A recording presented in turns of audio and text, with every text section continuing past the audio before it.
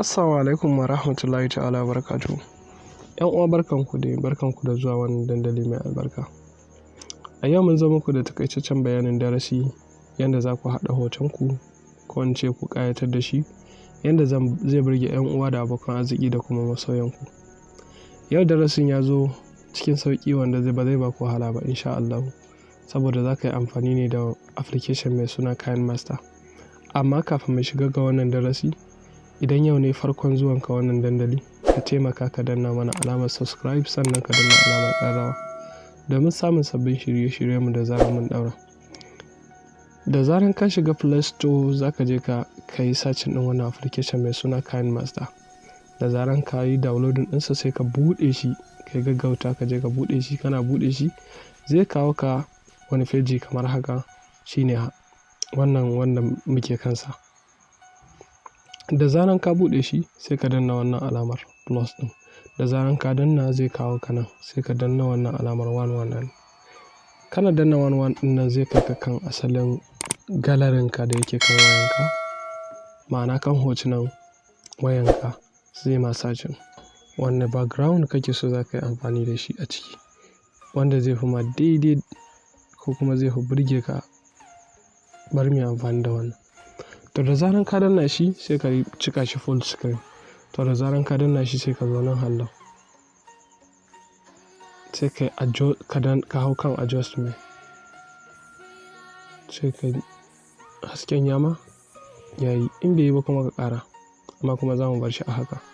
Sai ka clicking makin ɗin nan. Shikenan da zaran ka yi haka sai ka shiga layer, ka je ka ɗauko asalin hoton nan da ka cire background ɗinsa wanda kake so ka duba inda folder wannan hoton da ka yanke yake. Misali bari mu yi amfani da wannan.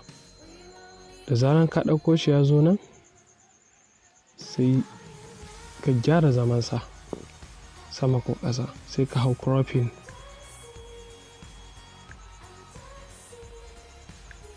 Bayan ka hau cropping sai ka ja nan, sai ka buɗe wannan alamar, sai ka ja wannan, za ka gan sai yana shiga. To da zaran ya shiga sai ka danna wannan makin ɗin, ya shiga daidai yadda kake bukata sai ka danna wannan alamar makin, sai ka ja shi sama in kana da ra'ayi. Shikenan da zaran ya shiga kuma sai ka je ka nemo ɗaya hoton ina yake, ka ɗauko shi ma ka kawo shi kamar yadda ka kawo wannan, ka duba shi gashi nan. Za ka iya ƙara girmansa, za ka iya barinsa. To zan bar shi a haka, ko kuma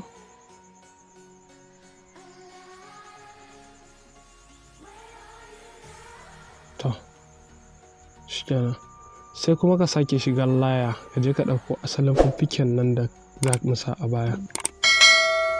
To shi ma sai ka ƙara mai girma, sai ka daidaita shi.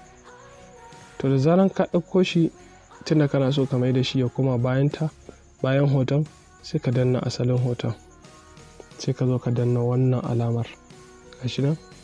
To sai ka danna bring to front, shine zai hau sama wannan fiffiken. To kun gani? Shikenan. Shin fiffiken ya hau yadda kuke so? A'a bai hau ba.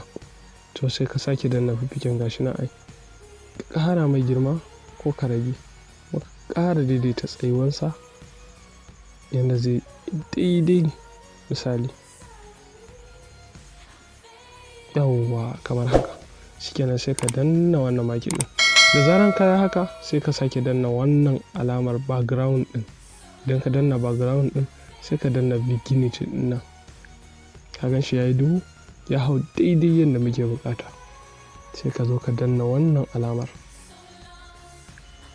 Bayan ka danna zai nuna ma abu uku, to sai ka danna capture and save. Zan danna capture and save ne saboda me?